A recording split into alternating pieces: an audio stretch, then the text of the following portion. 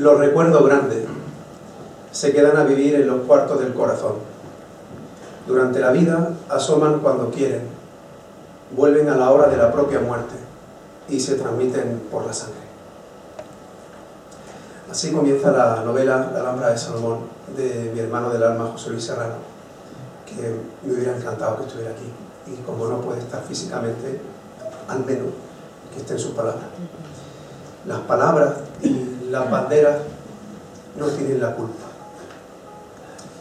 Las palabras y las banderas no son culpables de quienes las pronuncian y de quienes las sondean. Pero quienes lo hacen sí son culpables. Y hoy, precisamente hoy, el poder conmemora la toma de Granada y lo hace con una bandera que simboliza el nacionalcatolicismo, la supremacía de una cultura y de una religión. Y hoy, precisamente hoy, los humildes recordamos la toma de Granada con otra bandera que simboliza la concordia de los pueblos y las culturas. Decía que las palabras no son las culpables, pero tanto el manifiesto que ha leído María, como el comienzo de la novela de José Luis Serrano utiliza la palabra recordar y no utiliza la palabra conmemorar, y lo hace con toda la razón y todo el corazón. Conmemorar significa que el poder coloca una cruz en el calendario, en el almanaque, para que los vencidos no olviden nunca que son vencidos y que eso ocurrió precisamente ese día. Sin embargo, recordar lleva en las entrañas de la palabra cardio, que significa corazón, y concordia también lleva los sonidos del corazón en la palabra. Nosotros, los humildes, los vencidos, pero no sumisos, los pobres, pero rebeldes, recordamos con el corazón. Y lo que recordamos es justamente lo contrario de lo que intentan imponernos precisamente este día.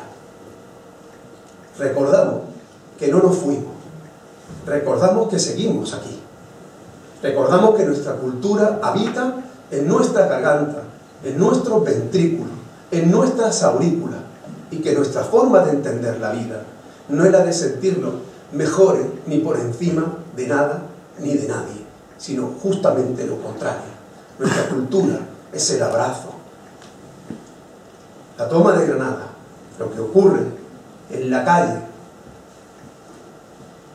coloca una cultura y coloca una forma de hablar y coloca una forma de sentir por encima de todas las demás. Eso se llama nacionalcatolicismo. Eso es el nacionalismo excluyente. Y eso lo hacen en nombre de una bandera. Por eso conmemoran, pero no recuerdan. Y lo hacen quienes abominan de la memoria histórica, quienes nos critican por recordar a nuestros muertos porque están en las cunetas. Esos son los mismos que sacan la bandera de España precisamente hoy para decir que ganaron excluyendo. Hoy, más que nunca, tenemos que ser también autocríticos con lo que está pasando. Hoy estamos aquí en una trinchera y no sabéis lo que yo agradezco al esfuerzo y al tesón, a la valentía de Granada Abierta por seguir haciéndolo cada año. No sabéis lo que yo agradezco a vosotros y vosotras que estéis precisamente aquí, pero la calle no es nuestra. Y si está ocurriendo todo esto por muchísimas anomalías. La primera, y espero que coincidamos y si no me ocurre nada, es porque España no tiene una derecha republicana, federal y laica como sí ocurre en otros estados de nuestro entorno.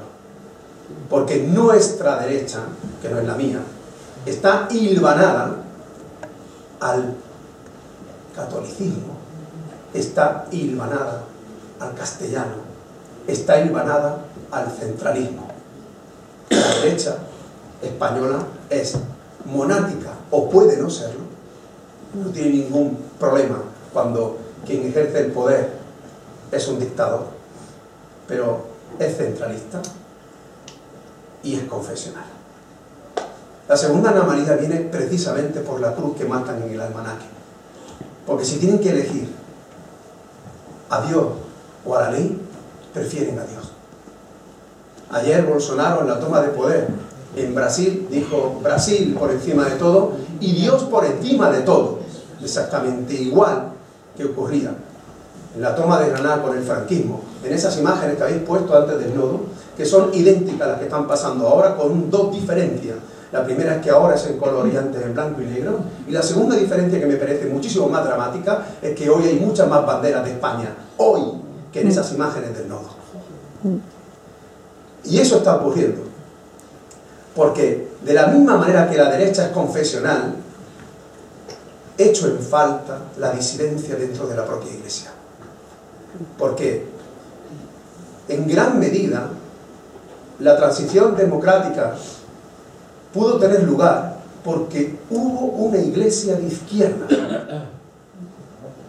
Los curas rojos y muchísima gente vinculada a la izquierda cristiana que seguía la doctrina del Concilio Vaticano II y abominaba de la jerarquía católica que paseaba al dictador bajo palio. También la he hecho en falta. Y sobre todo he hecho en falta, o mejor digo, cuestiono los puños dóciles a la izquierda timorata, medrosa, que no fue capaz de resolver en la transición democrática la definitiva separación de Iglesia y Estado. Porque cuando se produce la toma de Granada, grave es el que, desde un punto de vista político, una amalgama de estados, porque es completamente falso que con la conquista de Granada nace el Estado español, ni muchísimo menos el Estado moderno, es justamente lo contrario. Lo que ocurre con la toma de Granada es que se devuelve a esta tierra al feudalismo que no vivió. Es una involución histórica sin precedente. Y también es mentira ese discurso, los fake news, ahora se dicen en inglés, pero eso se llevan haciendo desde hace muchísimos siglos. Y es falso lo de la unidad de España. A quien más le ha interesado la diversidad ha sido al poder más reaccionario. Esto es una paradoja que muchas veces nosotros mismos nos hemos acordado, y es muy peligroso. Es que es mentira. Es que cuando se conquista Granada, los reinos del norte mantuvieron sus fueros, mantuvieron sus fronteras, mantuvieron sus lenguas. Lo primero que hace Franco cuando consigue el poder es concederle el fuero de Vizcaya y Álava. Y después concede los fueros a Cataluña, a Galicia, a Baleares, a Aragón, a Navarra. Luego lo de la unidad siempre ha sido el discurso de la uniformidad y es mentira. Pero cuando se produce esa toma política, permítanme que junto a ella haya una toma mucho más simbólica, por perversa, por siniestra, y porque siempre se hace donde siempre actúa la jerarquía católica, en las catacumbas, en la oscuridad, en un escenario del mismo color que sus sotanas. Fue el traslado del cadáver de la católica de la Alhambra a la catedral. Para mí, sin lugar a duda, esa es la verdadera toma de Granada. Esa. ¿Por qué? Porque la católica pide como símbolo de poder ser enterrada donde ocupa, donde puede aparentar, donde puede escenificar, pavonear su triunfo. ¿Dónde? En Granada, en la Alhambra. Pero ¿qué ocurre? Que cuando es enterrada, se hace al modo andalusí, y está enterrada a ras de suelo, y está rodeada de mozárabe, está enterrada al estilo nazarí. Y eso la Iglesia no lo soporta. Y es la Iglesia la que la saca de allí y la entierra en la catedral, al modo católico. ¿Qué es lo que está ocurriendo? Está ocurriendo con una catiusca, demostrando que no es el poder político el que está hermanado con la Iglesia por igual, sino es justamente lo contrario. Se traslada el poder político al poder religioso. Eso todavía hoy está simbolizado en el escudo de España, donde primero está la cruz, luego la corona y luego la distribución territorial. para dejar muy claro que por encima de cualquier otra cosa, como decía ayer Bolsonaro, como dicen la ultraderecha, que yo no voy a pronunciar, y la derecha, que se comporta miméticamente igual, y la izquierda cobarde, que ha permitido que esto ocurra, es que verdaderamente vivimos en un estado confesional. Antes, de hecho, y ahora, permítame decirlo con toda crudeza, de derecho. Porque junto a la toma política, cultural, que hoy se celebra de forma infame, con la complicidad de los poderes políticos de Granada, hoy estamos viviendo una de las tomas más peligrosas, que es el empoderamiento de la jerarquía católica a raíz de las inmatriculaciones de la Iglesia, que es la razón por la que hoy me encuentro. Lo voy a hacer muy breve, pero me encantaría que todas y todos tomasen conciencia de lo que estoy diciendo, porque hasta ahora, el problema de la separación Iglesia-Estado no se ha resuelto, pero se intentó resolver, y eso quiero que no se olvide. Quiero, por favor, que no se olvide. Cuando Iglesia y Estado son la misma cosa, cuando el culto es un servicio público más, y eso ha ocurrido, desgraciadamente, en nuestra península durante muchísimo tiempo, la Iglesia no tiene el poder que hoy tiene. ¿Por qué ha estado? Cuando se producen las desamortizaciones tan famosas, tan conocidas, lo que hace el Estado no es expropiar a la Iglesia, es desposeerla, porque los bienes eran públicos, porque los bienes eran de dominio público. Por eso no se pagó un justiprecio, porque eran bienes que nos pertenecían a todos. Y entonces, cuando no se hacían estas relecturas tan peligrosas de nuestra historia, todo el pueblo tenía conciencia de que estaban en manos muertas, y el que no produjeran estaban dañando a la ciudadanía. El que no pagara el impuesto estaba dañando a la ciudadanía. El que tuviera que rehabilitarse con dinero público estaba dañando a la ciudadanía. Y la ciudadanía lo sabía. Y por eso el poder político actuó en consenso con lo que mayoritariamente se sabía.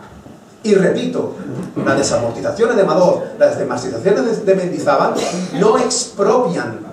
Expropiar es reconocer que es tuyo, y como lo recupero para un fin público, te pago un justiprecio. Eso no fue lo que ocurrió. ¿Por qué? Porque los servicios de culto eran públicos, y porque cuando desafectas el servicio, el bien está donde estaba. Si mañana un hospital deja de ser público, si mañana un colegio deja de ser público, ¿se lo llevan los médicos? ¿Se lo llevan los profesores? La Segunda República resolvió la cuestión con la Ley de Congregaciones Religiosas. Y cuando la dicta, en su momento el ministro de Gracia y Justicia dice, con toda la razón, en el Congreso, esos bienes siempre han sido públicos. Siempre nos han pertenecido a todas y todos. Y como es así, desafectamos el culto, pero los bienes siguen siendo de quien han sido siempre. Y eso nos coloca, lo digo por si a alguien le sorprende, en la normalidad europea.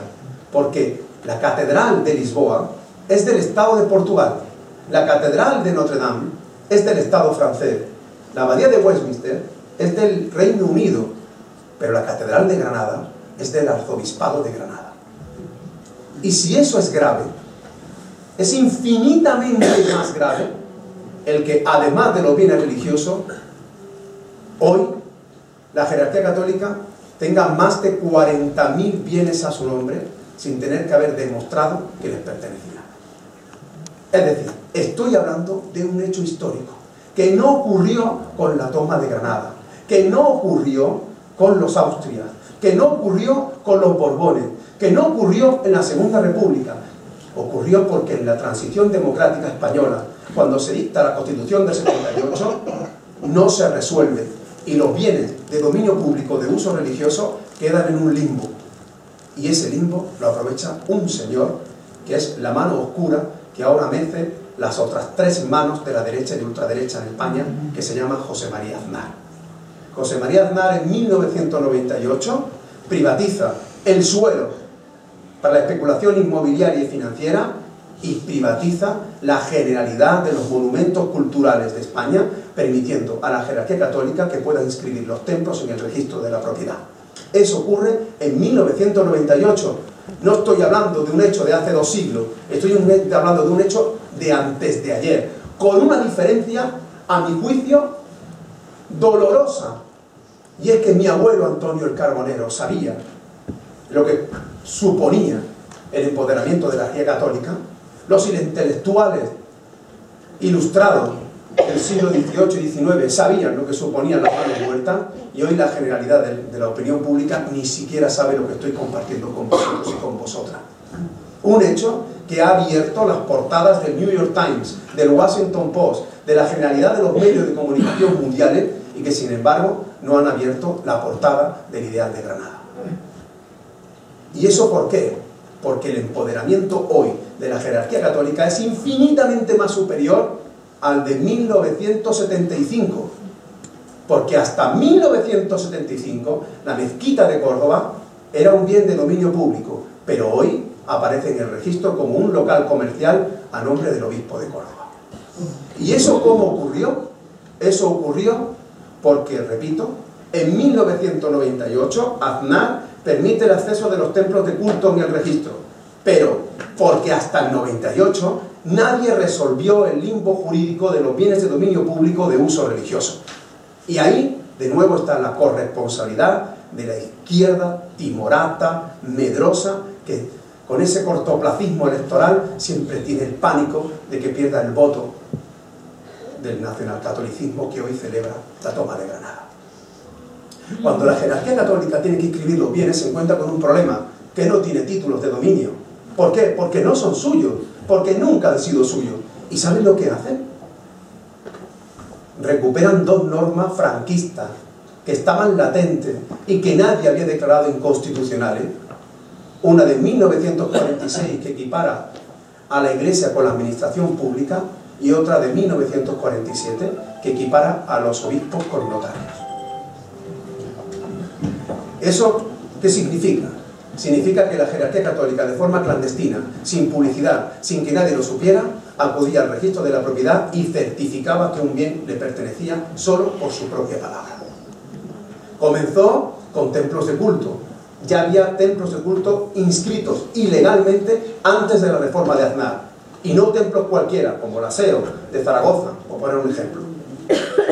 Pero lo que quiero que entiendan es que a partir de 1998 comprueban la enorme facilidad que les supone privatizar bienes. Y es a partir de entonces cuando no solamente lo hacen con catedrales, con ermitas, con iglesias, lo hacen con plazas públicas, caminos, viviendas, locales comerciales, garajes. En un cara a cara con Barrio Canal, con un portavoz de la Conferencia Episcopal en la cadena SER, anunció haber inmatriculado 40.000 bienes en España. La presión popular hizo que Gallardón, primero y después Catalá, definitivamente derogase la norma que lo permitió. Pero eso lo hizo con una trampa, sin efectos retroactivos. Provocó una amnistía registral. De forma que tenemos hoy un Estado dentro del Estado que tiene más patrimonio probablemente que el propio Estado y sin duda más patrimonio que el Estado Vaticano. De ahí el peso político de la jerarquía católica conservadora en España. ¿Y contra eso qué podemos hacer? Por lo pronto tomar conciencia de que gran parte de lo que nos está pasando hoy proviene del empoderamiento que se le ha permitido a la jerarquía católica sin precedentes en nuestra historia. Estamos hablando del mayor escándalo inmobiliario de la historia de España, del mayor, jamás conocido. ¿Cuánto vale la mezquita de Córdoba? ¿Cuánto vale la Giralda de Sevilla? ¿Cuánto vale la Catedral de Granada? ¿Cuánto? La jerarquía católica perdió un pleito en el Tribunal Europeo de Derechos Humanos que declaró que esa forma de inscribir los bienes contravenía la Carta Europea de los Derechos Humanos. Se puso ese pleito contra el gobierno, contra el Estado. Perdimos, perdisteis. Se condenó a los que perdieron una ermita en Palencia a 600.000 euros de indemnización que ha pagado usted, que ha pagado usted, que ha pagado usted y que he pagado yo. Y la Iglesia no ha devuelto la ermita. A la hoguera. La hoguera, la hoguera, la hoguera. No, no, no. Lamentablemente, la hoguera, la iglesia, la hoguera. Lamentablemente, yo creo, ha sido, Paco lo ha dicho ante la presentación y yo lo voy a repetir ahora, hace falta, en primer lugar, distinguir jerarquía católica de iglesia. Y hace falta que dentro del marco de la propia Iglesia existan voces disidentes. Pero mientras eso no ocurra, está pasando lo que está pasando hoy ahí en la calle. Y es algo primario, muy elemental. Y es que la españolización, especialmente de Andalucía, implica su derechización. Porque en Andalucía la ideología y la identidad siempre han ido de la mano. Hasta hace 2 días, una persona que tenía una bandera de España en el balcón porque había ganado una selección deportiva, cuando era despedido de su trabajo, cogía la bandera de Andalucía y salía a la calle. Tenía muy claro que esa era la bandera de la izquierda y la otra era una bandera, ahora no, ahora no. Por eso seamos muy inteligentes y seamos muy autocríticos. El feminismo ha ganado las calles. Una causa justa, legítima, urgente, necesaria, ha ganado las calles. Y la ultraderecha lo está haciendo también. De forma que esta batalla se gana primero con la divulgación, con el conocimiento, con que cada uno de vosotras y de vosotros, cuando salga a la calle, exija a sus políticos saber cuántos son los bienes inmatriculados en Granada. 1. 2. Todos esos bienes hoy os hacen mucho más pobres que ayer, porque ya no nos pertenecen, ya son bienes privatizados. 3. Esos bienes ni declaran ni tributan por sus ingresos. Estamos hablando de que solo la mezquita de Córdoba genera entre 15 y 20 millones de euros al año de dinero negro, que no declara ni tributa, es decir, no entra en las arcas públicas, de forma que a algún lugar irán. Y habrá que preguntarse por qué nuestros servicios públicos son hoy más pobres, por qué siempre cuestionamos a nuestros hospitales, por qué siempre cuestionamos a nuestros colegios, mientras estamos consintiendo esta derechización progresiva de la sociedad que está llevando a que gente muy humilde haya abdicado de los principios de la izquierda y quiera cambiar de trinchera llevando precisamente a sus hijos a los colegios de bien, que son los que le abren las puertas del trabajo. Y eso está ocurriendo porque se está permitiendo. De forma que, de la misma manera que la toma de Granada simboliza el supremacismo blanco frente a los andaluces, gitanos y negros, y el supremacismo religioso frente a los andaluces, moriscos, judíos, o paganos, o cafres, ¿qué más da? De la misma manera que hoy se está celebrando con militares y con la Iglesia, es decir, se está celebrando, se está conmemorando lo que está tan alejado de nuestra identidad. Hoy tenemos que volver a hilvanar nuestra identidad con nuestra ideología. Y nos hace falta muchísima pedagogía, pero también muchísima valentía para exigir a nuestros representantes que cumplan con lo que dicen que hacen al entrar a ocupar el poder, y es que prometen cumplir y hacer cumplir la Constitución que no cumplen ni hacen que otros cumplan. Muchas gracias.